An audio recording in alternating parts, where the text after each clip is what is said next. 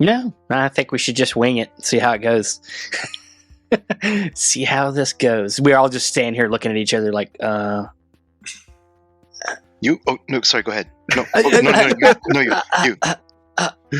That's like the perfect intro right there, just four of us.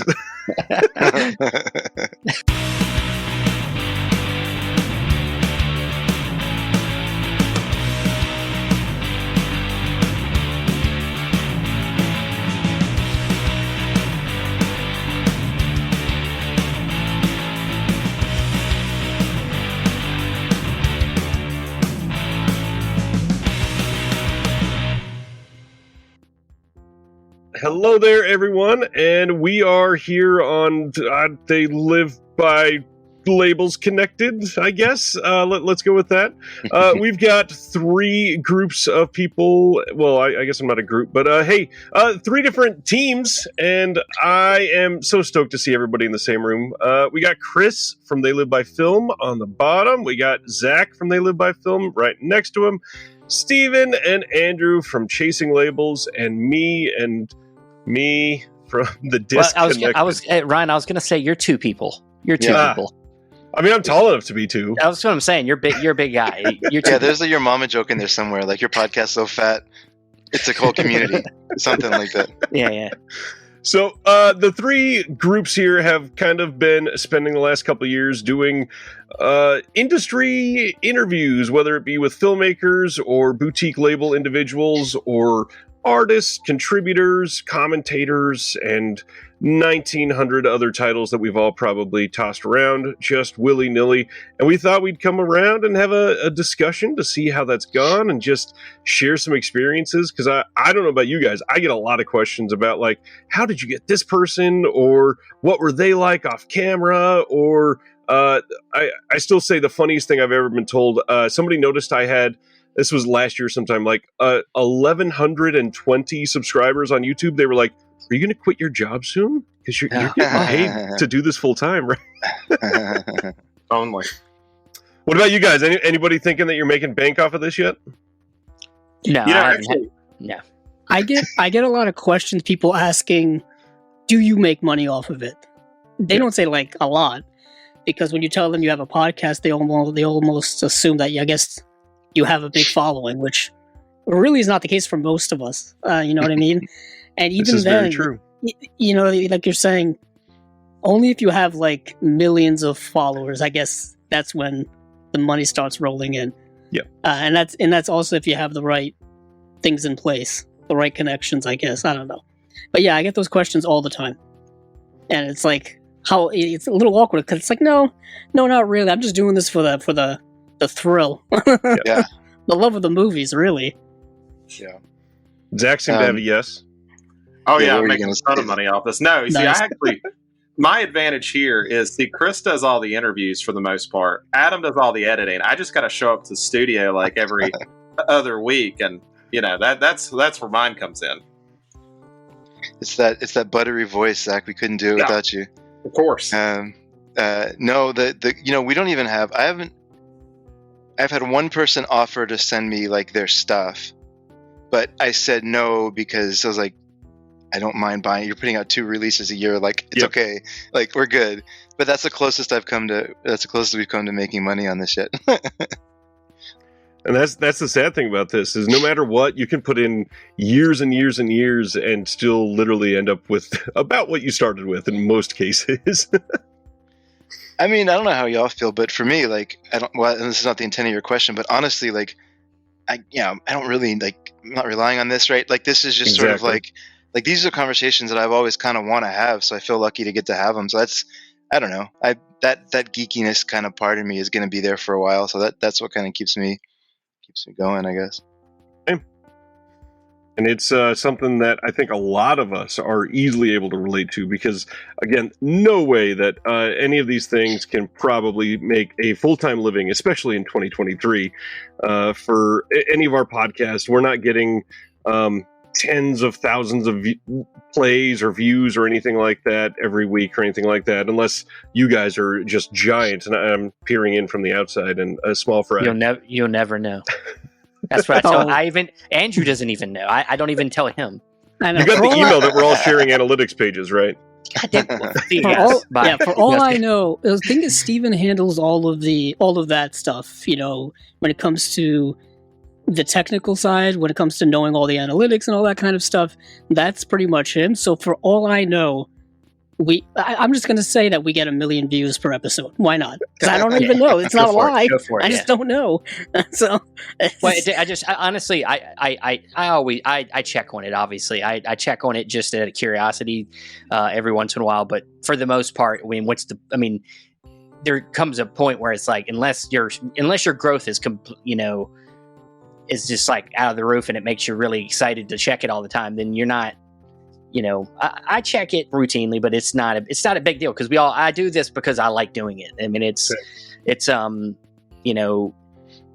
I've mentioned this to Andrew. I might have even mentioned to you, Ryan, before, but when it comes to the interviewing specifically, I've over time, as we've done it more and more, I've grown to understand that I really like it. And it is not even just, the talking to the people, all the obvious stuff, talking to them, getting to learn more about them, getting to share that stuff with the audience, but also there is a little bit of almost like a booker's high. I get like a booker's high. You're like booking people and you're like, God, I got this person. Can't wait to talk to them. Oh, wait, I'm going to go after this person. Oh, I got them. Oh, okay. You just keep it's like adding the collection, adding the Blu-rays on the shelf. You're like, oh, I add that to my library. It's like, oh, and it feels a little weird. It's like I'm collecting people, like the collector from the Marvel Cinematic Universe. But it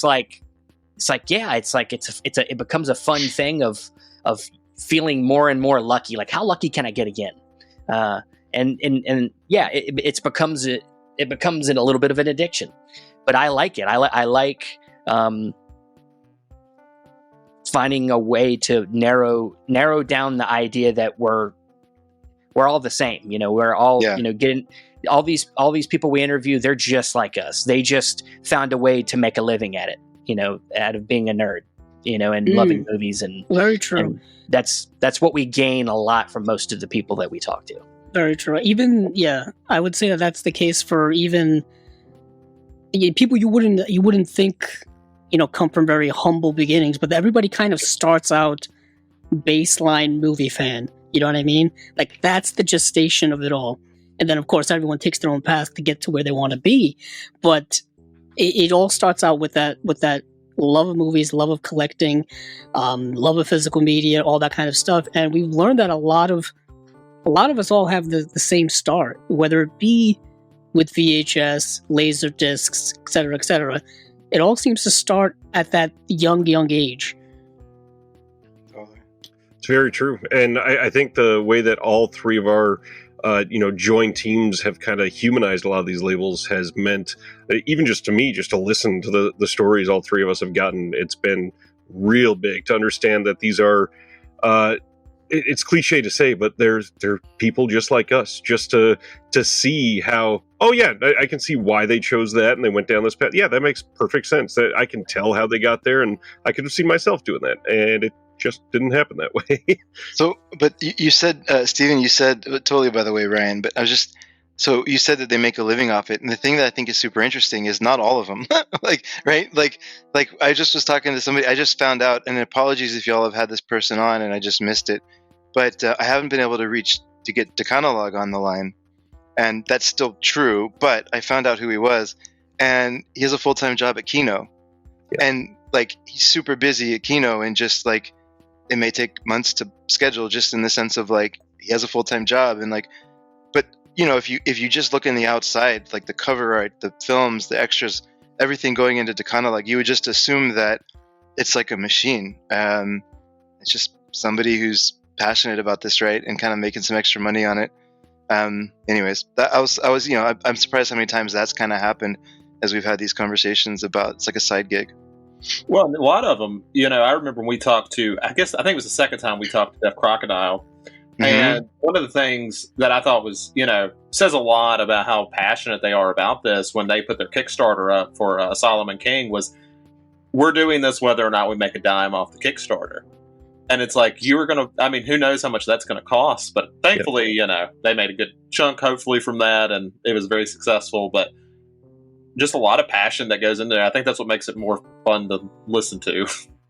Yeah, that's true. And then a lot of these contributors, just to back up what Chris said, I've had some of them off mic, share that they've got literally like 12 part-time jobs worth of things that they're doing. And it's crazy, first of all, that they can manage all that, and that some of these projects take months and months that they're working on before they get any sort of income from it. And most of them are like, working on books and pitching film ideas and stuff all at the same time. And it's sad, first of all, that they can't make a living off the arts like that, but also kind of inspiring in an odd, manifest destiny sort of way that they're able to do this, and just you can tell that they love what they do. Speaking of that, okay, so one of the things you brought up, we were going to talk about stories. Can you tell any stories about Big Mike and Arnie behind the scenes, Ryan? Because I kind of said this today online. I know you saw the comment, but those guys just seem like a freaking blast. But they're doing so much, like they're constantly busy and like 100 things. The biggest thing with that story is I've been trying to schedule with them probably about 5 weeks straight, and Mike is so kind of frenetic with how he responds to things. It is, we're going to do this on Monday. I'll get back to you. And then Saturday rolls around. I'm messaging him, nothing. Sunday, nothing. And then a couple days later, he's like, all right, this coming Monday, I swear, we're going to be able to get this done. And that happened, 3 weeks in a row, and find out he's just like film set to film set, going throughout multiple countries over there, and it's not always reliable data. There's all kinds of reasons. But when I finally was able to sit them down, I think we scheduled, because they were both in Hong Kong, I think we scheduled very, very late, like 10 p.m. here in the Midwest, and I slept in a little bit that day, knowing I may be up just a little bit late, and we started recording right around 10, like right on time. And about 45 minutes later, one of them said, we should probably actually like start the interview, because we had not actually said let's go or had an intro or anything like that. We just sat there just conversing for 45 minutes, and then we recorded for like another hour and a half. And after we were done, gave an outro, they sat there for another half hour. It was like 1:45 in the morning before I actually was like, okay, I got to work in like 4 hours.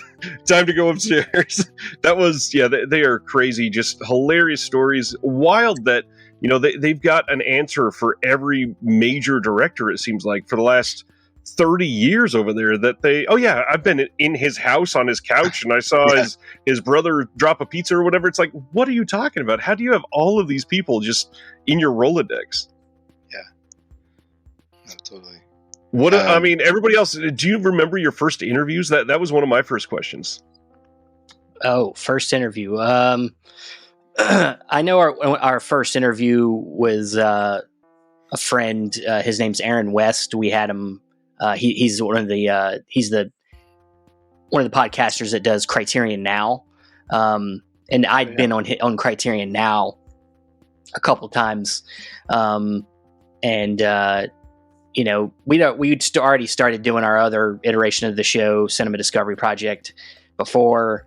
It was just one of them things that when we were first starting to do interviews, it was not trying to be too ambitious. I didn't really know how I was going to get anybody yet. I didn't know who I was going to go after necessarily yet. But so I just started with people I knew, and I started with some of my friends, some of my podcasters. And, he was knowledgeable film person. And he was great. He also gracious enough to let us share our podcast on the Criterion Now group page and things like that sometimes. So It was one of them things where, we just, that was the easy place to start. And then slowly from there, after the first couple guests, I think somebody in one of the groups had pointed out Andrew Furtado to me from Severin, and was like, if you're doing guests, Andrew needs to be on, Andrew works for a label. And somebody was like, I can confirm he works for a label. And I'm like, oh, okay. He's like, he works for Severin. I was like, okay, well, yeah, I've heard of Severin. So then, so then I reached out, and and the rest is history. From there, my eyes glazed over and you know, and then I started seeing beyond, like, what could I do now? And I looked at all the Blu-rays on my shelf, and I'm like, there's so many names on these Blu-rays that I could try. You know, yeah. That's really what it is. You know, you can turn around, look at your Blu-rays, and there's so many names on the back of these things that we could try to find, right? And talk to. Yeah, I think even then, it's hard to like figure out who worked specifically on which Blu-ray, because they don't really give a lot of credit to the minute people, like the people who did the nuts and bolts of it. So I think we've been fortunate enough to kind of seek them out. Even some, you know, people who do cover artwork and people who do a lot of the graphic design that we've talked to, like Sister Hyde, Scott Saslow, other people like that.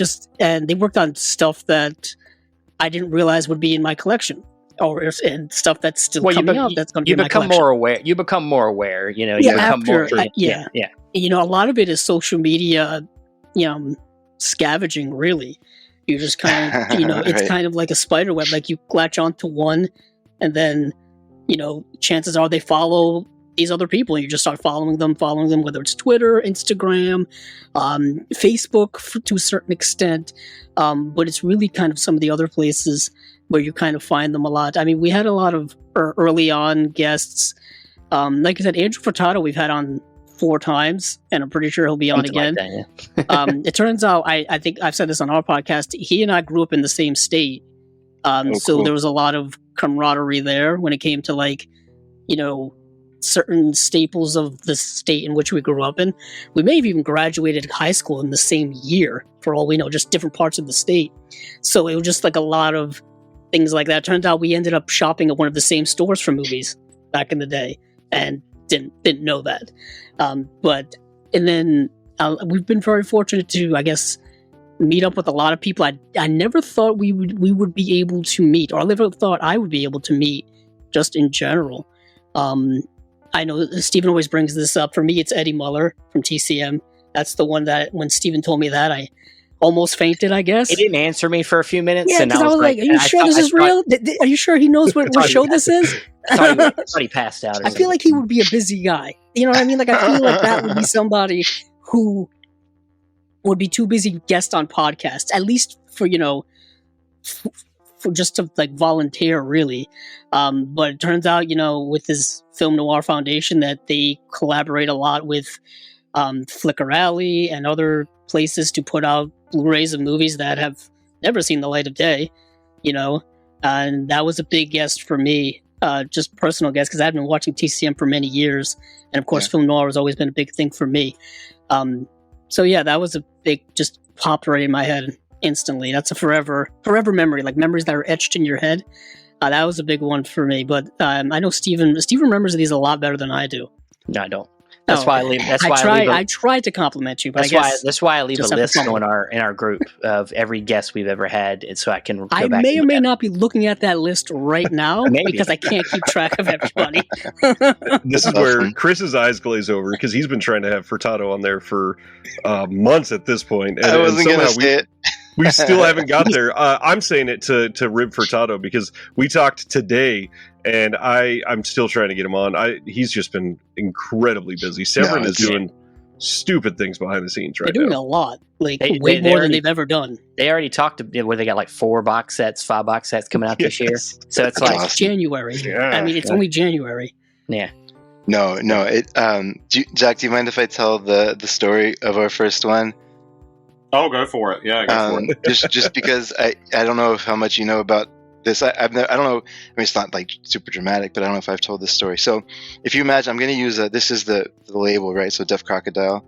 But I'm just going to use this as a visual. So I live here in downtown Austin, and the place where I used to work was here. Okay, that's relevant for the story. So I used to live next door to work. So I get on the line with Deaf Crocodile with Dennis and Craig. First one. We met through Reddit. I noticed that Craig was active on Reddit, and I was like, any chance you want to do a podcast? He was like, sure. And I was like, okay. We have like 4 episodes, and we're super small. But he was like, let's do it. And then he didn't tell me he was going to invite Dennis, so I found out like a day before. I started Googling, and I was like, shit. He's like a real, like that guy is going to be on the show. So then I'm like researching his whole history, trying to sound like whatever, somewhat capable of having this interview.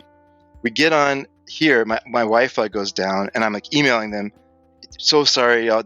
Literally like 3 minutes. Just wait. I'm sprinting. I have to wait for the elevator to go down 12 floors. I sprint around the block, go into the building, wait, I have to go up 8 floors. It's like the longest elevator rides in my life. Get in, get on the internet. I'm like 7-8 minutes late, which looking back, I mean, they're super chill, but it was the first one, right? So I'm like, get on. They couldn't be nicer. Just winds up telling stories and saving me because I have no idea how to interview. And Dennis is just like full Dennis, and Craig gets in a few words here and there. And it was like just an awesome interview, and like I got over, and I was just like, oh, okay. Like, I don't know. Yeah, so that was I'll never forget that one for sure. Dennis can talk for sure. He is a hard one to wrangle in sometimes, and it's nice to interview him when he has a heart out, because like, all right, I won't have to stop him. He's watching the clock. That's true. But his stories are amazing. Like he always like the last time he was on, he's like, "You want to hear a Werner Herzog story?" Yeah, sure. That sounds awesome. Who says no to that? Yeah, exactly. That's one thing I think I've discovered a lot is a lot of the people in this business or around the business are a lot of talkers.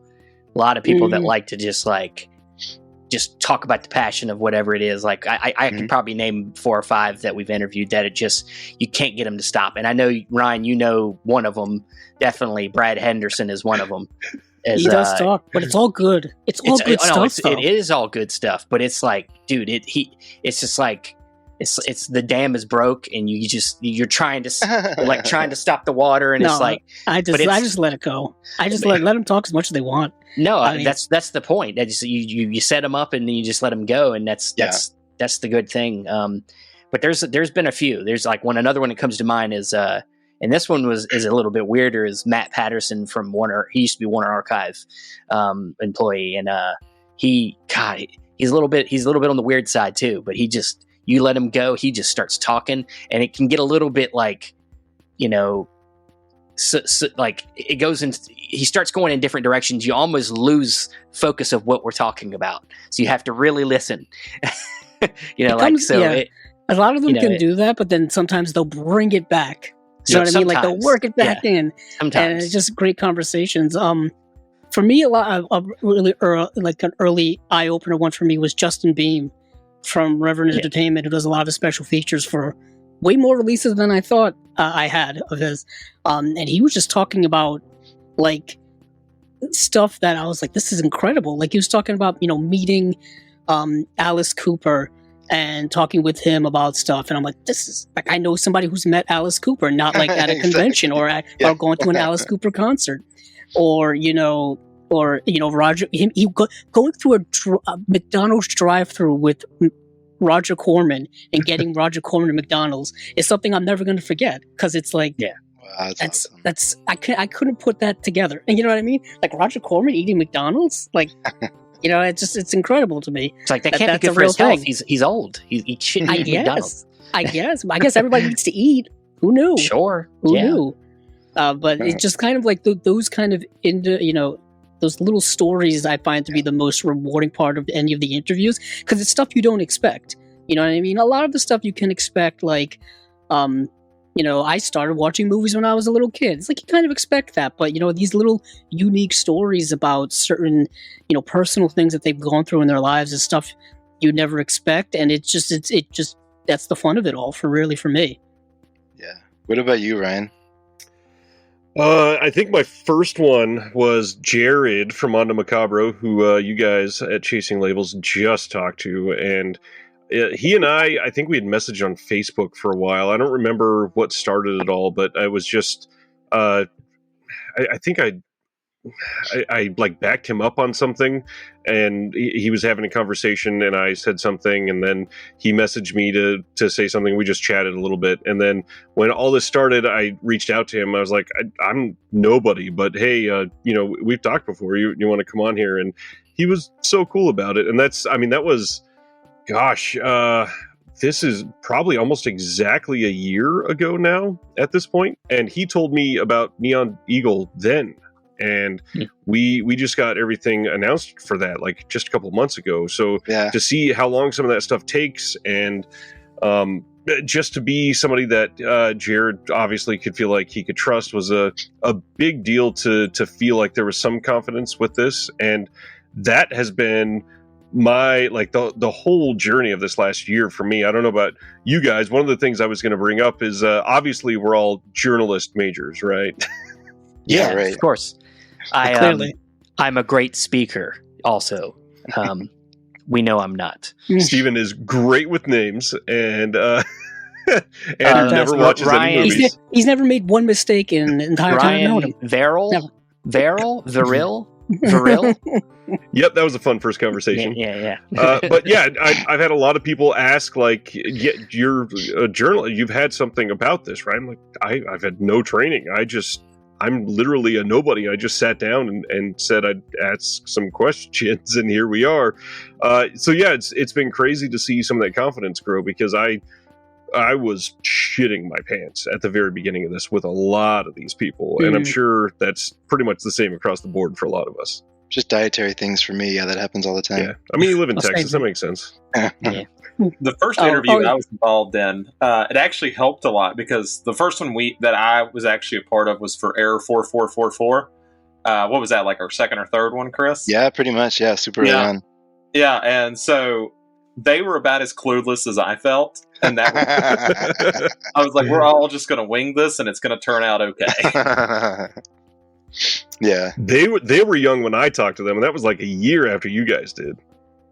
Yeah, they were 21, maybe 21, 22. Jeez. They were still in college, I think, or they had just graduated. Yeah, totally. But they're funny though, because them and Jason Oy are both the same in that they're young in age, but like they seem to make the right decisions.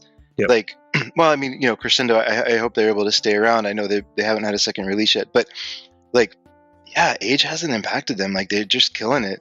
And I think the Error 44, I think that's the one that they had help from Third Window. Mm-hmm. And that dude is like a legend. Freaking like, talk about somebody who's doing it all. But I think he was tutoring them because they put out a joint release together. Yeah, their Error's second release, he also did with them. Okay, yeah. So they were just like soaking up everything he had to say about like doing it themselves and stuff. But I actually have their box set if we got into labels later. But do y'all have the duology they just put out, like the thick box? That is a wild box set. Like, there's so much stuff in it. It's crazy to me, because they told me when I talked to them that they were trying to level up on every release. And I got that box set and I was like, oh God, what is next? This is level, yeah. Really? As soon as I opened that package, there's no way that you can do better than this unless you're like embossing steelbooks and putting them in something like this, because it's a stupendous release. Yeah, and good, high in quality and also insane in quantity. Like, there's just so much stuff in it. I can't imagine like having all that stuff come to the house and just like trying to package it and have people yelling in your ear that it's not going out fast enough.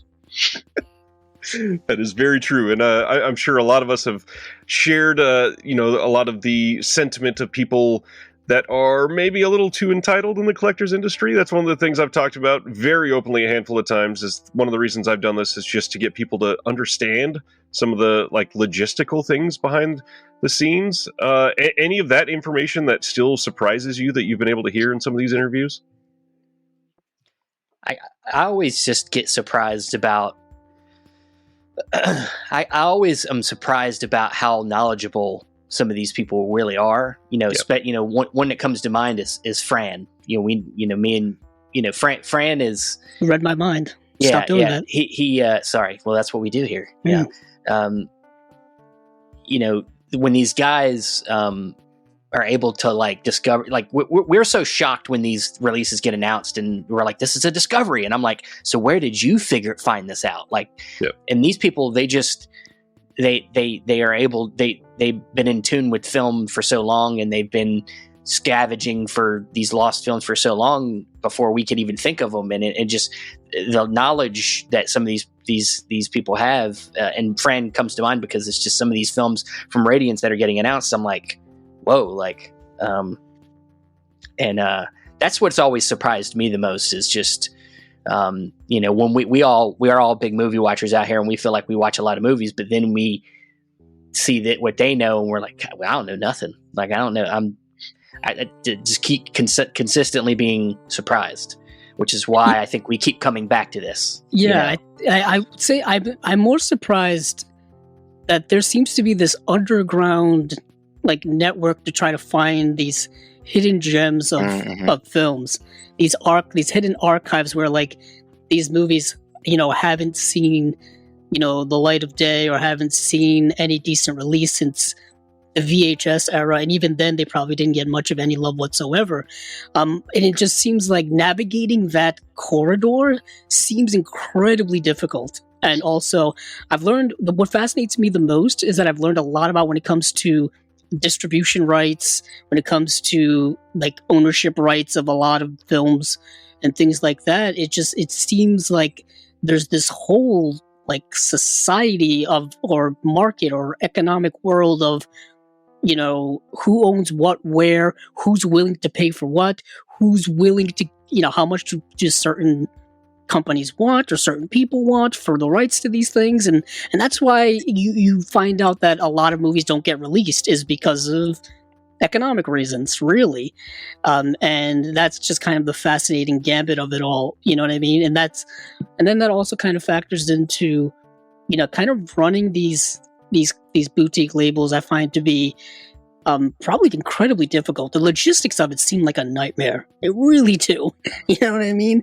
And even the smaller ones, I find, also have those issues as well when it comes to, manufacturing issues, when it comes to marketing things and all that kind of stuff. And just the basic level of stuff like shipping seems to be an issue.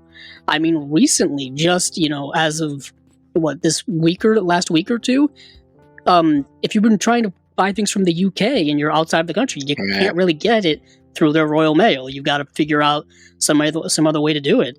I just had like a package lost for like the first time, I think, ever from the UK, and it just never showed up. And I was like, yeah, it's probably lost. And because of all this, there it goes. So that's something they have to navigate as well, because a lot of these companies are getting international now, and I'm pretty sure that's a whole other can of worms too. So you learn that there's so much logistics to it. That's why when there's an issue with the boutique label or something like that, I don't really get up in arms like a lot of other people do on certain forums and stuff. And it's like, as long as they figure it out and fix the situation, I don't have a lot of issue with it.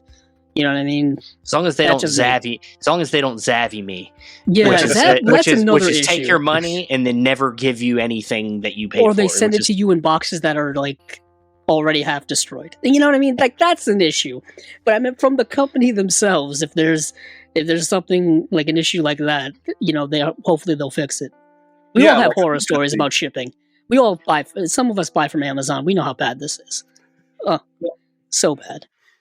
But I know it's like I think a lot of us like to joke about stuff, and like I always talk about Severin, their site crashing every November. That's just it's clockwork. You don't really get upset about it, but then you get online and you're like, oh, people are actually upset about this. It's like, it's been 4 or 5 years, guys. You know how this works. Like, you'll be fine.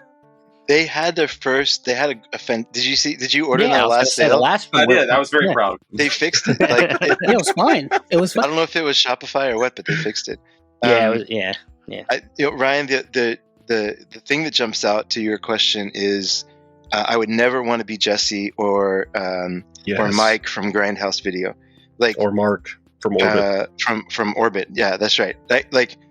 I couldn't get paid enough to have that job. Yeah. That's the one that jumps out to me the most. I've had one individual that I've known for a handful of years that just messaged me in the last couple months and was like, hey, I'm thinking of opening an online storefront for physical media in the US, and shared this really niche aspect that he wanted to do. And I was like, I love it, but just fair warning, people are assholes. And that's a big part of this. And the biggest thing is I'm still enamored with how kind literally everyone at all of these labels, all of the contributors have been. that was obviously we can't name any names, and we wouldn't. But does anybody have any like bad experiences? Anything terrible that's happened with interviews, or people, canceling or rescheduling 15 times, or telling you not to put something out afterwards, or anything crazy? Yes, I have one.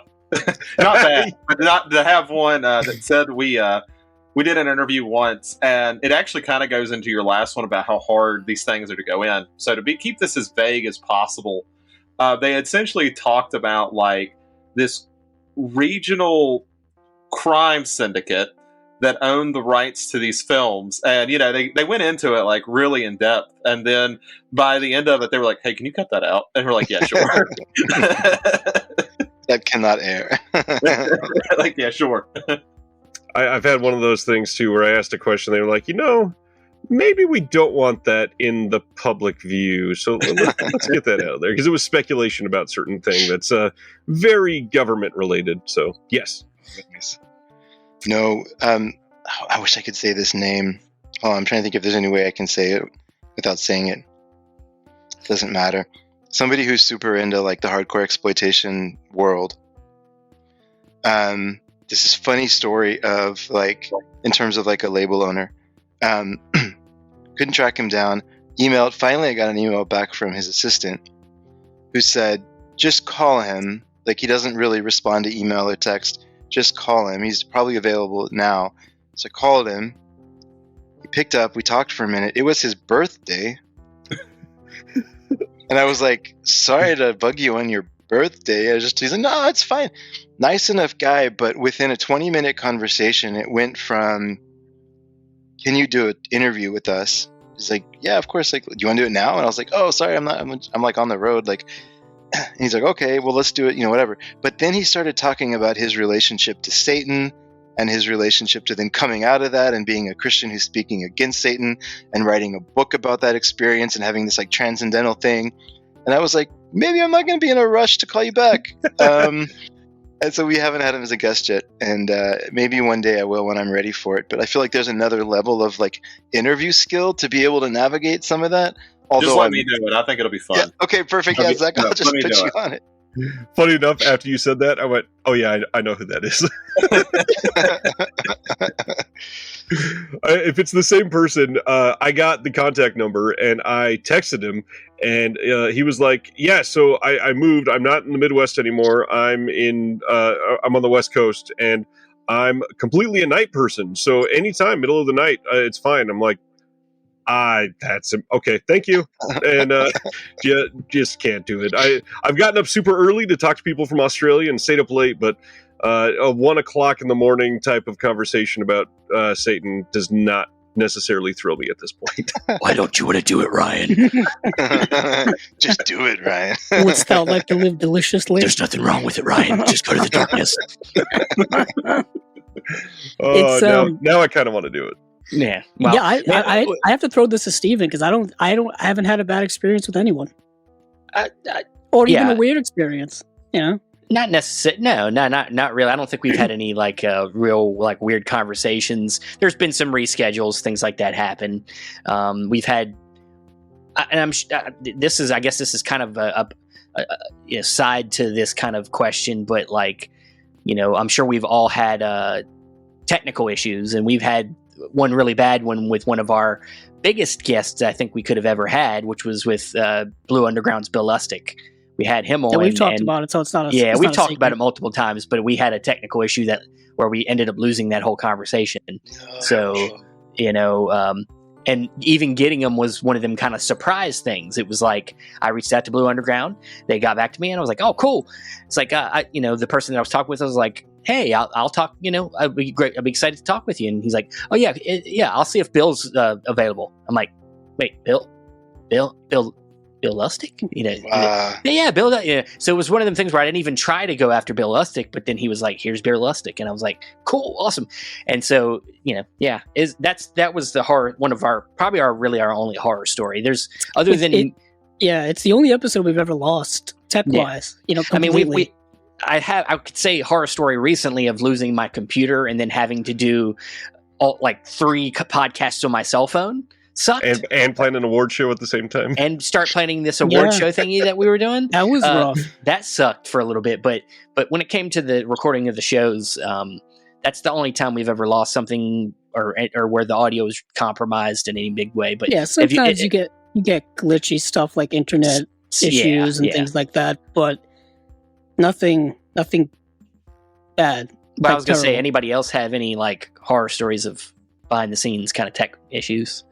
I had when I had Sean Baker, I had nothing for a good 5 minutes. We were going back and forth, couldn't hear him, could barely see him, and then he came back. He's like, "Yeah, we just had to turn on the Wi-Fi. I'm good," and tried to edit it together a little seamlessly, and it was fine. And then just kind of tried to take off to where we were, but then everything was more comfortable because it was like, "Oh, yeah, this is just two dudes. Yeah, that makes sense." So it was good after that. He's a great interview. That was another one that surprised the heck out of me. Not to backtrack, but getting to talk to him was another big thing. You know what I mean? Because I had seen his work before, but then just because I'm an inherently extremely anxious and nervous person in my life in general. Suffering from anxiety and things like that. So that was one that was really nervous going into it. But he was, he put you at ease right away with how normal he is. You know what I mean? Also, I didn't realize how big of a collector he was and how big of a movie fan he was.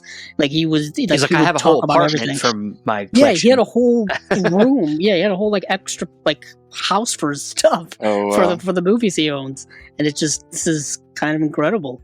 But that was a great conversation. That was another big highlight for me personally. I flaunted that too. I told everybody, just to. Why not? I started talking to him right after Radiance got announced, and when he said, "Yeah, I signed up for that 3-year deal," immediately, and I was like, "Oh, okay, you are one of us, absolutely. That's amazing." That's awesome. That sold out surprisingly quickly, though. Yeah, I did not see a lot of people just lock in for 3-year commitments. It's the Fran effect. It's the Fran effect. I can't even I don't have that. I don't have that type of commitment.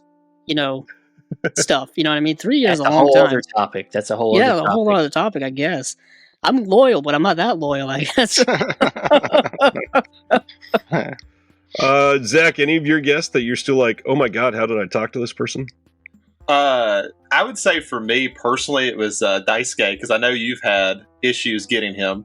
Yeah. I don't even know how, Chris, you swung that one, but that one was a lot of fun. Honestly, that one was more fun off the record, because after we had done recording, he wanted to just talk to me about Big Trouble in Little China for 45 minutes, and I was like, okay, yeah, I wish we had recorded that, but that's awesome. Nice. Yeah, I can't get him to answer an email. I've known Daisuke since he started his YouTube channel. I was there at the birth. He was actually on the Criterion Now show with me. We actually both went on that show because we both entered a contest to do a song for a Criterion Barnes & Noble sale. So you can find a song that I wrote and performed. It's awesome. About the 2018 Criterion Barnes & Noble sale, and we both won, and we both came onto the show to talk about it and talk about releases and stuff. And so he was on that episode with me, and so we've conversed many times about trying to do a show, and I can't even get him, and I've known him for years. I can't even get him on because he's so busy. He literally does. He's doing a lot more live streams now. He's doing I can't. I started conversations with him 5 times about getting him on, and he's one of them guys that will answer you once and then he won't answer you again. And also, it's his celebrity. I love him to death. I love him to death, though. Is this celebrity that's taken off? Because now he's posting it seems like a TV show or and then he also is just doing random celebrity impressions, which is kind of funny. But I love it. Yeah. No, it's great. It just it's I don't know. It's he's got a whole kind of persona thing going on there now. So I wonder if maybe his celebrity's taking another level up or something. I don't know. It started with the glasses. Once he got recognized for them glasses, and then it became part of his logo, his intro, and it's is Daisuke anymore? I don't know. He might have transformed, but no, he's very committed to that channel, and he does a great job. And Maybe one day. One day I'll get him on. Ryan will get him on. We'll get there, Ryan. We'll get him. If we can get Sean Baker, and we can get Dice K. He'll answer me one day. I'll keep sending you Dice K. I'll keep sending you messages. This is how I feel about Andrew Furtado, though. I see him pop up on shows, and I'm like, "You do shows, like we are show." So like, I guess we all have we all have the one that we're like trying to get. Is there any? So we haven't like the big ones for us. Bill Lustig would be like a dream of mine. That's amazing. I have to go. But you said it's not. It didn't actually air because you lost the footage. It was like a power. It was one of them things where it was like at the time I was using Zoom, and it was like an internet connection thing, and it kept showing that the recording was live, that it was happening, but it wasn't. The connection was lost, and it never was recording. And, so it was a good interview though. I could say that. I mean, I'm thinking one day I'll just reach back out. Maybe he'll forget that he did the first one, and then we could just do it again. Just gaslight, like, dude, you never did an interview with us. What are you talking about? Yeah, I know. It doesn't exist. There's no paper trail. I mean, it's been a year, and I'm going to give it a little bit longer. But I'm going to try him again. Well, yeah, and it was to coincide with a release. Yeah, a release. Yeah, was it for? What was the release, Stephen? Uncle Sam and Uncle Sam. Yes. Yeah. It was for the 4K release of Uncle Sam, which was his last movies to put on Blue Underground at this which point. we talked a lot about his career, which was really fascinating to me because I think I had marathon like all of his stuff right before that interview as well, just to get prepared, and it was just really fascinating. Yeah, that's another thing we should talk about. How do you guys get prepared? How do you guys get prepared for your interviews? That journalism stuff's got to kick in. Yeah, I guess. Go ahead, Zach. I was the same way I got prepared for this one. I saw, I got 5 minutes. Let me put on a shirt real quick and get up here. I'm glad I'm not the only one who changes their clothes sometimes now to do the video stuff. Because it's like, I want to make myself at least look relatively presentable on screen. As for preparation for me, Stephen and I are rather opposites for the most part. He doesn't know what he's talking about. He doesn't know what I do. True, I don't know what I'm talking about. I try to BS my way through life. But I don't like to prepare a lot because I like the conversations to kind of go where they're going to go naturally. You know what I mean? I don't have a list of questions. I don't have an agenda going in. Like I will in my head, play out some things I want to say, some things maybe I want to ask just in general, but not really anything concrete. And I just feel like I don't want them to feel like I'm grilling them like in like a press interview or something, because it's not a press interview. You know what I mean? It's about anything really they want to talk about, whether it is movies or whether going off on a tangent about something else. You know what I mean? I don't want to restrict them to. Yeah, could be. Be. If they can work it into the conversation, could be.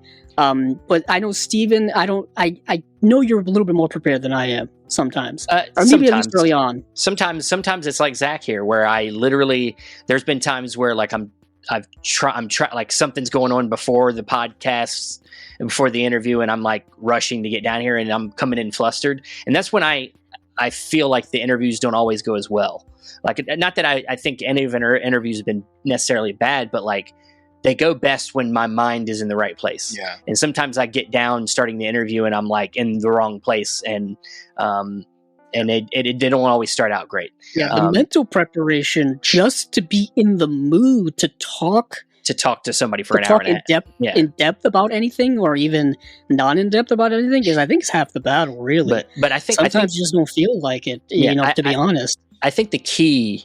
And I would say for this whole thing, and it's what I've learned over doing many of these, is that really the key for me is listening. Like you have to listen.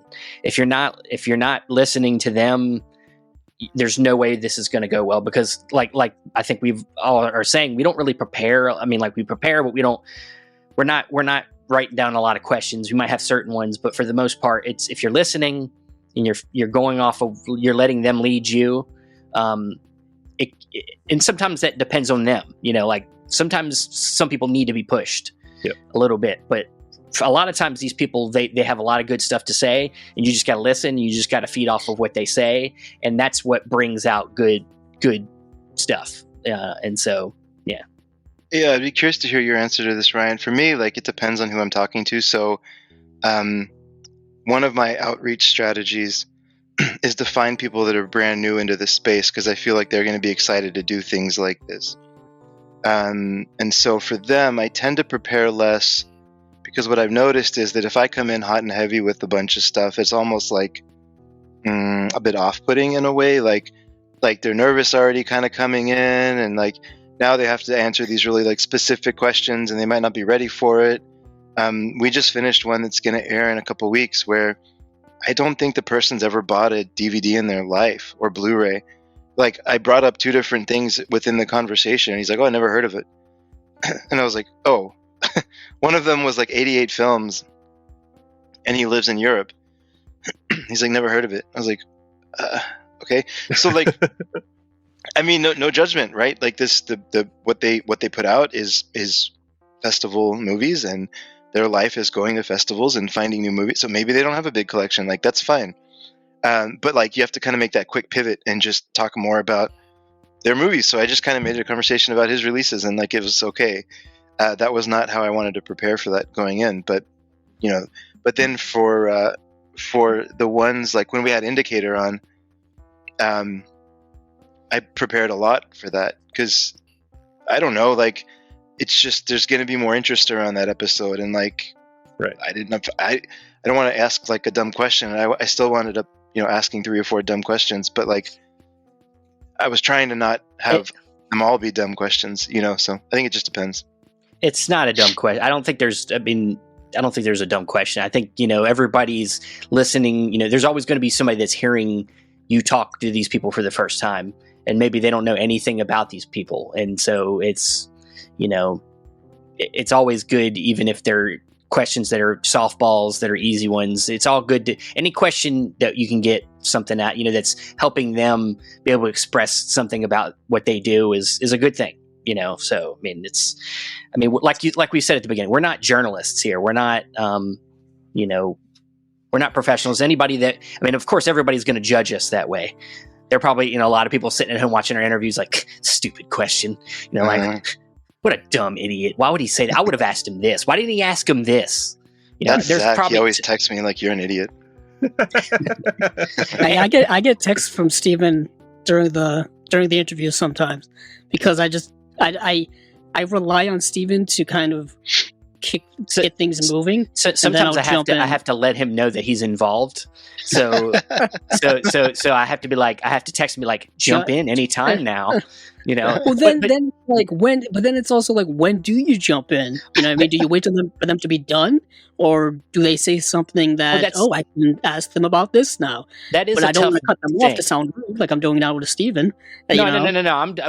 This is what we do. But it is the tough thing with me and Andrew. Me and Andrew do interviews together, so there is this like thing where it's like, if we're both involved in doing the interview, we both have to feel it. We want to make sure we both are giving each other time to talk to that person, but we're also not trying to like, bog down our guest. Obviously, we want him to talk as much as possible. So sometimes there's a balance problem there, and if there's a critic on us more than anything, it's me. I criticize us on our interview skills more than anything, and I have to every once in a while I have to remind Andrew and myself that the things that we're doing that we need to work on. Whether it's like popping in on talking over each other a little bit, things like that, because we get excited and we like want to talk about, you want to get a point in. And, that's one of the tough things for me is sometimes when you're listening to a guest and you're listening to them and they keep talking and they keep talking. And then there's a point you want to say, you want to bring up something, but then they keep talking and you're like, I'm going to fucking forget this thing I want to say, and so, you want to find a way to pop in without interrupting them, but then then maybe you write it down, but sometimes you don't have a piece of paper or a pen around. You're like, fuck. And then you like cut your finger and you start writing in blood. And then you're like, shit, I'm bleeding now. And then like, don't get it on the keys. And then you have to stop the podcast because you passed that enough. But it's one of them things. It's tough. It's not always easy, especially with me and him doing it. And, but it's, we're not professionals. Let's just put I'm just saying we do our best. It's a lot of it's a lot of improvisation, really. Oh, yes. You're kind of just making this up as you go along to take the Indiana Jones method. At least that's the way I kind of roll with things. Nice. And I think we always, we start with the easy softball question of like, where did your love of movie start? That's how we always started to ice break it, and then it goes from there. Work your way up to like, how did you get from there to here? You know what I mean? Like, what avenues did you take? And then sometimes that journey just goes in directions you didn't expect. You know, when we talked with recently we talked with Tony Stella, who does a lot of fantastic artwork. Why are you telling people about Tony Stella? We haven't announced that yet. That's all right. No, we announced it. No, we haven't. We haven't announced it. Well, guess what? That's an exclusive then. Tony Stella, who we talked to. Thing is, that's also the one thing is that Steven does all the booking and then all the setup of like where this is going to go. But Tony Stella was someone we got to talk to, and his life is fascinating in terms of how he came to movies and how his life, progressed to where he is now. You're just talking about all kinds of things. So that's a sneak preview, I guess, for anybody listening who also listens to Chasing Labels. I'm going to be like one of the guests. Here, edit this shit out. Don't edit it out. Don't listen to him. He's already all I'm feeling is jealousy. I need a Steven to be able to handle everything for me. That'd be wonderful. I thought about... To be honest, I'm glad he does. I thought about stopping podcasts and just booking for people. I'll just do that. It's a lot less stressful. You're the booker. But Ryan, I mean, what are some of the... what would you say are some of your kind of strategies when it comes to interviewing? Well, first, I didn't want to say it in the moment, but as a two hosts talking over each other thing, just funny observation with They Live by Film. I think there's been probably 3 times I'll be about 12 minutes into a conversation and all of a sudden go, "Oh, Zach's there." Because it's his first time saying something in that episode. Yep. Preparation wise, I've pissed a couple people off when I've answered this question before because I mostly don't do anything. I try to just keep my finger on the pulse throughout the rest of the week and have that knowledge just build up. And then when I come to a conversation, I've got 9 different spider webs of information that I can travel down certain strands and try to string some conversations together. I think I've had 3 conversations that I've done some sort of outline for. One of them was because they literally asked for an outline for the entire thing, and I was like, I've never had this before, but sure, yeah, I will absolutely give you one. Another one, they asked for a sampling. I think the exact verbiage was, I would like a sampling of all of your questions. And I was so confused by sampling and all at the same time. And then I think it was the very first time that I wrote out an actual plan was when I had Sam Deegan, and she is in this space. It's kind of rare to be able to have a lot of time with females that are able to speak on these things, or somebody of a different race sometimes. And it was, I believe, the first female guest that I had on the channel. And it completely bungled everything because the day that I was able to get a response from her was the day that Roe v. Wade was appealed. And we were talking about some things, and I said, you deal a lot with protest cinema. I feel like we would be kind of kicking ourselves if we didn't talk about this in some way, see how it's referenced in film, and just see how, the arts might respond to something like this. And so just to make sure that we didn't go into any sort of offensive categories or do anything to not appeal to the widest audiences, I set up just, hey, let's do these 5 things, transition this way, and just see where the conversations take us within that framework. And I think it helped quite a bit for that one, because it felt there was a little more gravitas with that conversation. It felt a little more important, so it was nice to have that skeleton. But yeah, most of the time, even with somebody like Sean Baker, I think I had 2 thoughts of, I definitely want to hit on this. But other than that, I just kind of want to see how he is as a person, and we'll see what happens. I'm going to call BS, because you had a whole week of mental health talks. There's no way that just happened. I will happily share that it 100% did. Wow. Really? The crazy thing is all 3 of those conversations were recorded 3 months ahead of time. And they all just fell into place. I had one conversation where I asked Heather Drain, hey, do you have something that you don't get an opportunity to discuss a lot that you might want to talk about during our conversation? And she brought up gatekeeping because it was something that she had seen a lot that week. And then the very first time that I spoke with Kat Ellinger, after we turned off the recording, we started talking about ADHD for some reason. And I shared, hey, I just got diagnosed literally like 3 months before we were talking, and she was like, oh, no way, I'd love to talk about this. Let's talk about this again sometime. And I shared I've got kids with special needs, and so did she, and so we just eventually scheduled it, and I had it in the hopper ready to go. And then I was on another conversation on another channel, and Celeste saw my conversation and reached out and said, hey, I like how you talked about dealing with trauma with this. And I was like, wait a minute. This is kind of perfect. Let's just put them all together. And yeah, it worked out wonderfully. Okay, then. I stand corrected. It was awesome. Yeah, he's lying. He's so lying. No, I'm just kidding.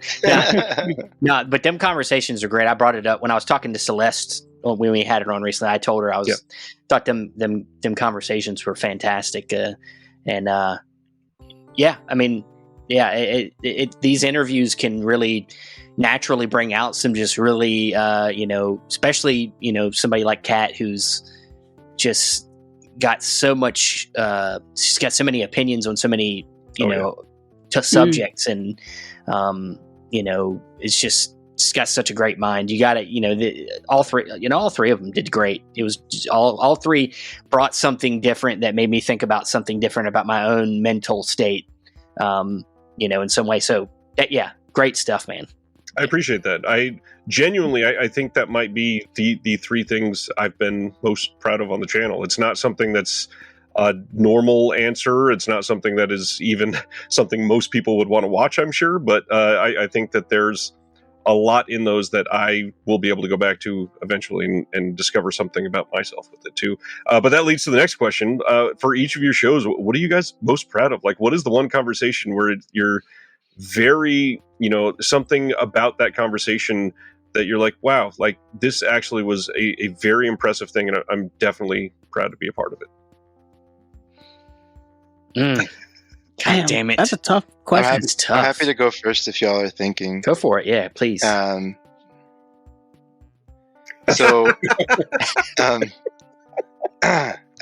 brought this hoping that there's a chance to show it on the channel.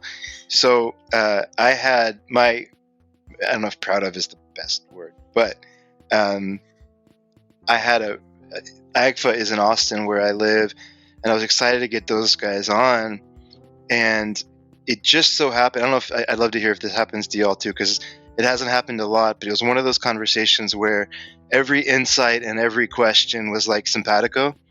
And it was just like we were on the same wavelength, and I was just like, hell yeah, at the end of the interview. And so that was probably one of the ones where I don't know if proud is like the right word for bad pussy, but right. I'll stick with it. It was that title plus what AGFA's doing and their mission, and they got me connected to something weird, and Lisa doesn't do a lot of interviews, and like that wouldn't have happened without that connection. And so I don't know, just like it led to like some cool stuff that that was one I was really happy with. Nice. It was a great conversation too. Thanks. Oh, it's tough, man. I think it's also tough to always, we do this we do so many interviews that it's hard to sometimes focus in on one particular one that I feel really proud. I mean, that they're just all of them. I feel like there's something typically that I really like. I mean, like as Andrew already spoiled, Tony Stella's interview, I think everybody's going to really enjoy. I think his all the things he had to say in that interview were just amazing. His but one that comes to mind, Myra E. Gates was one I really loved doing.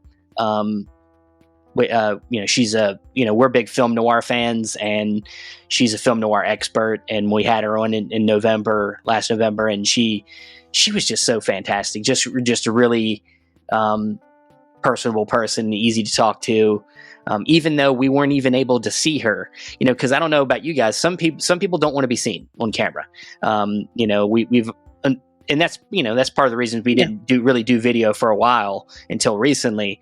But some people request not to be on camera, and she was one that we just talked to, and just talking to her, just getting her audio, I felt really connected with our conversation, and thought we all had a good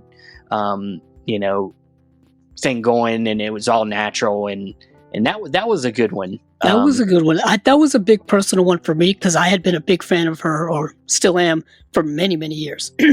Probably for a decade, really. Someone I had followed on social media, read her work, all that kind of stuff, and just been a big fan. So that was a big one. But I'm going to put one here for me that I thought was really kind of an important one, was Adam Perrone, from the director of Indigenous programming at the Sundance Institute. Oh, cool. Specifically because we got to talk a bit about Indigenous people representation in film, where it's been, or lack thereof, really, and where it is now. And it's really, it was really kind of a really fun thing to kind of learn more about. Just doing the research, you talk about preparation. I think I did more kind of like preparation work for that episode than maybe any of the others, because I just didn't know like what that entailed, and I didn't know what like what all of that was for, like what the Sundance Institute does when it comes to sponsoring people's projects, and what that specific branch of their thing was.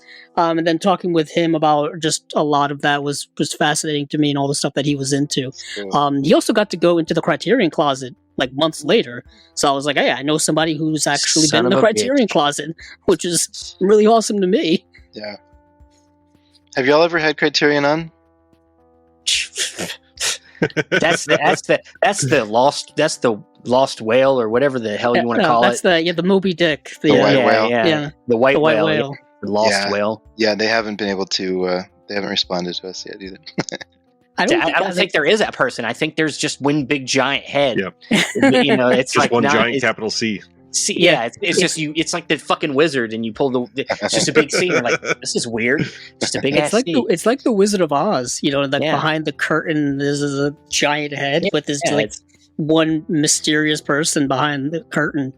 And also, I find like Criterion is interesting to me because obviously been a big fan forever, and kind of starting the boutique world, but a lot of the other smaller companies that we're talking about, like you talk about Agfa and like all those other like labels, it feels like they need, like, not need it, but like it can't hurt them to come on these shows and talk about their stuff, and to talk about the processes and their movies and all that kind of stuff. I don't think Criterion they don't need our help. They don't need our help. It's like the brand sells itself, after they've been around for 40 something years now.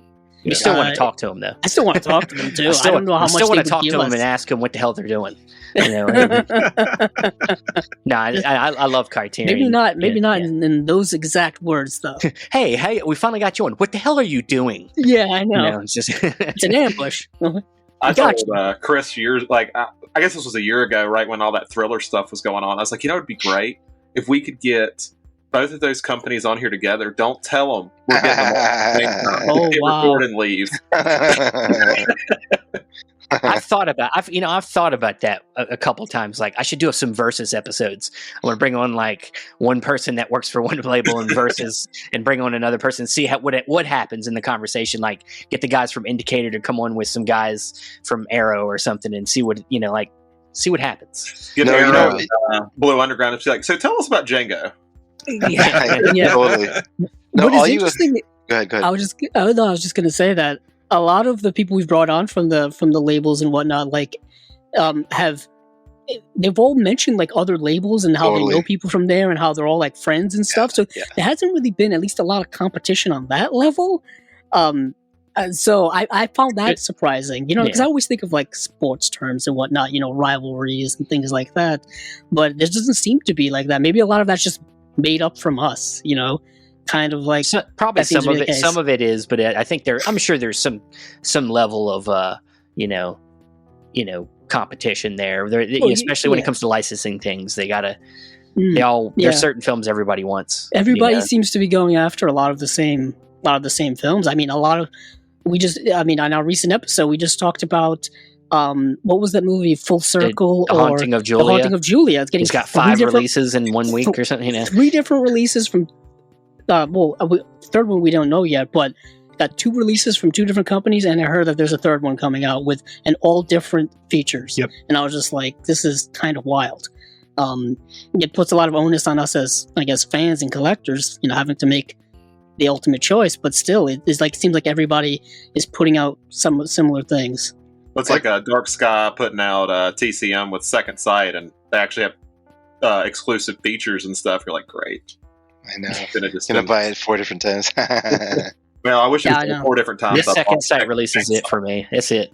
I mean, talk about a movie that's been released more times than you can count in so many different ways.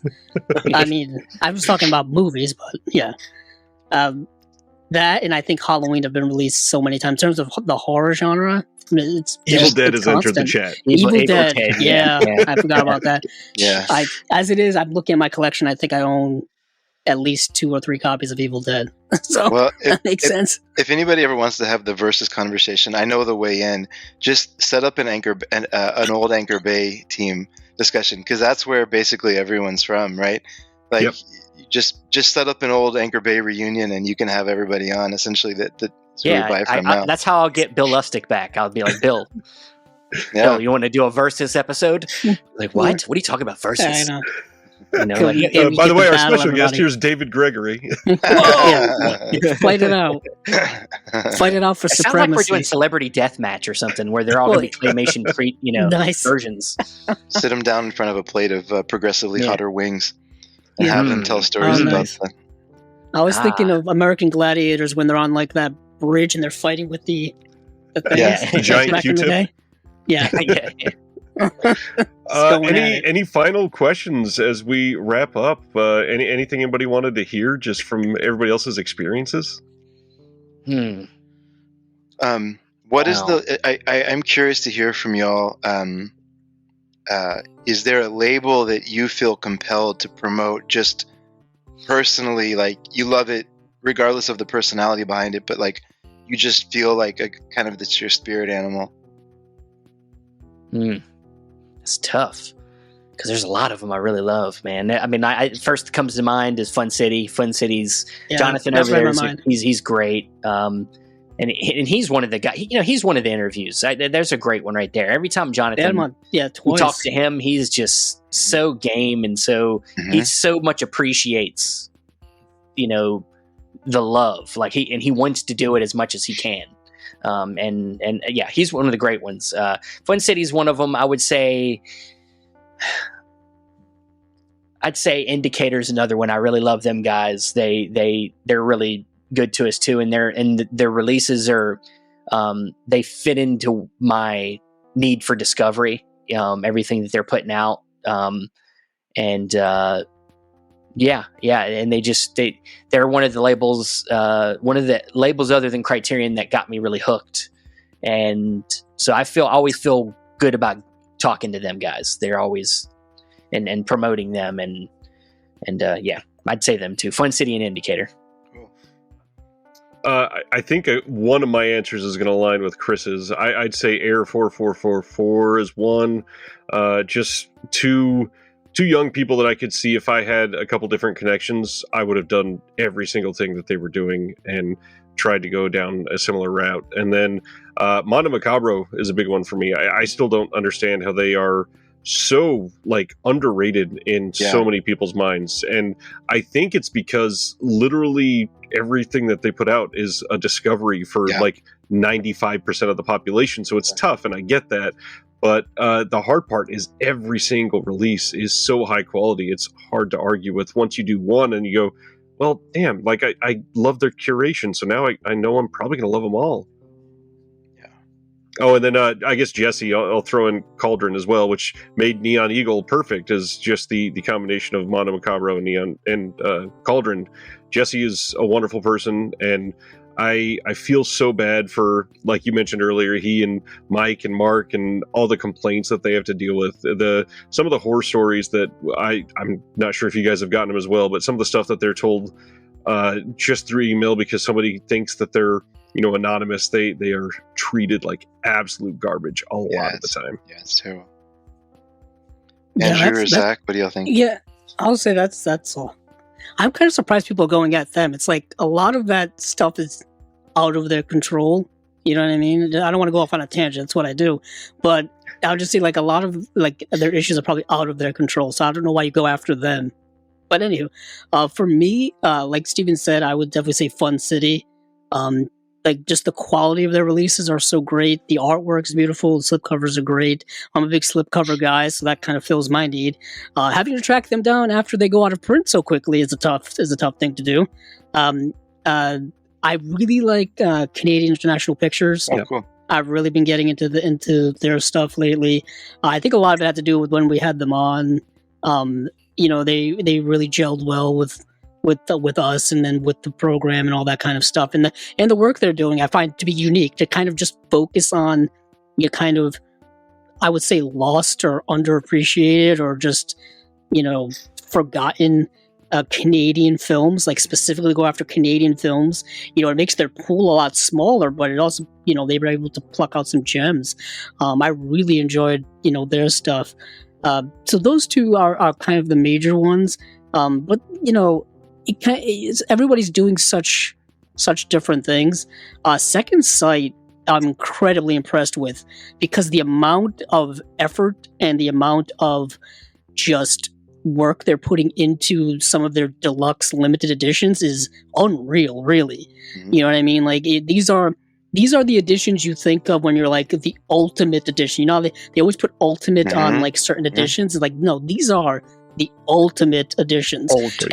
Yeah, you get what you pay for, and that's kind of something I always factor into it. It's like putting a monetary value on some of these things is kind of difficult, but with that stuff, you always get what you pay for. You know what I mean? You get everything you could want. So that just from like collector's perspective, that one clicks in my head all the time. Before I go, Zach, what do you think? I've probably the one that I guess I discovered through us doing interviews was really Deaf Crocodile's stuff, because I guess we started with them when they first announced their Assault on Precinct 13, which I will love to see on 4K eventually. And since then, I've bought every one of their releases. Got their Kickstarter for Solomon King. I just think they're a great label, and they've kind of been my go-to, and they're probably one I'll actually stay complete on, unlike the other ones I've tried to do. Yeah, I love those guys. Yeah, Error 4044. 44. Wait. Agfa is one, but then I was gonna say Deaf Crocodile as well. Like I'm here now, so I've seen 6, and I'm watching Solomon King soon. And like they have this way of bringing international films in, but it's not like overly kind of difficult, pretentious, like hard to watch movies. Like they find these incredibly accessible, super interesting films. Like, I don't mean to put y'all on the spot, but have y'all seen Zero Grad yet? Not yet. Yeah, I watched it's so when good. it was first announced, right? Yeah, the one where the guy, the dude cake, goes, he has the cake. That's his cake. and then he goes into the office, and that woman's naked. Yeah. For no reason. Yeah, I remember that. Yeah. Yeah, I remember when they announced those first 3 releases before they were even a partner label with Vinegar Syndrome. They had announced those kind of randomly, and we covered it on the show just as like, hey, this is a new label that's coming out. And then now they've kind of, put out so much more ever since.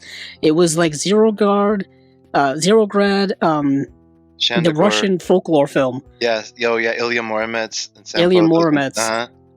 And then there was a third film that I can't remember now, but that was one of their first 3 releases. And yeah, I think it's cool. It's a cool movie. Yeah, the work they're doing is really fantastic. So anyways, a lot of those partner labels kind of cropping up and doing some of the best work, I think, in the boutique realm. Yeah. I mean, there's always something there that surprises me every single month, where I'm like, where did this movie come from? Who's putting this out? a lot of that seems to be happening all the time now, which makes it really exciting to kind of discover these new things. Yeah, now Vinegar Syndrome Labs, they can do it too if they want to. Them or one of their 314 partner labels. Oh my gosh. Yeah. I'm hoping for a 315 because that's a more better round number, like Ryan. Indeed. So. I like pi. That's why I went to 314. Oh, nice. shit. Well, never mind. Sorry, my bad. 3.14. The funny thing is I don't even love pi. All right. So we named a bunch of labels that we like to support. The biggest thing I'll say, everybody support these guys. The main thing that I have always gone to these two shows for is that you both seem to ask the questions that I would want to ask these people. And that's what drew me to these shows in the first place. I genuinely love all four of you. You guys are amazing. And maybe we can do this again another year. This has been pretty fun. We love you too, Ryan. Thank you for bringing us together. Imagine if you just cut it off right there. I love you too, Ryan. I love you, Ryan. Love you guys. That's it. October, February. Yeah. No, yeah. I think this would be nice to, maybe make it either a year or 6 months, whatever you want to make it. Like we can come back and reevaluate or just have another open discussion that see where it goes. Yeah, let's do it. Cool. Thanks everybody for watching and listening. And anything else? Anybody have any shout outs or teases they want to give? No. No, I'm just kidding. I thought you were going to say something relevant. I know, right? That's why I did you were going to tease at least something coming up. I don't know what we got. Check out everybody here's podcasts. Show the love. YouTube channels. Go subscribe to Everybody Here's stuff. That's all I want to say. Please. And there's a lot of other people doing great work. People that we know. Just do it. Just go watch it. We're not journalists, but we're passionate. And hey, keep on watching the movies. No, I'm just kidding. I know. We're not on chasing labels. You can't set it up like that and not have me slam dunk it in. Sorry, Andrew. All right, I'm going to press the button. Thank you, everybody. Have a good night.